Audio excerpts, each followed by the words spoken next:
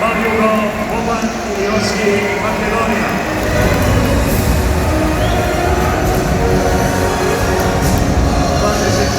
Godina. U protivniku dvije pobjede i 5 poraza. U amaterskom ligu 116 pobjeda i 14 poraza.